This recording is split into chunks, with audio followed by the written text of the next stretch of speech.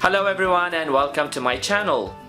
My name is Athir Ibrahim, and in this series, Speak Like Natives, I'll be talking about the language used by language learners, which is normal language, and the language used by native speakers, and I'll call them expressions. I'll be comparing 3 normal expressions to 3 expressions used by native speakers.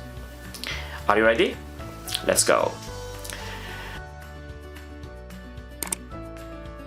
Expression number 1 used by normal people, which is take your time. Take your time. So don't say take your time, and start saying time is on your side. Time is on your side. Time is on your side. Expression number 2. Don't say what are you gonna do or what are you going to do, and start saying what are you up to. What are you up to? What are you up to? Expression number 3.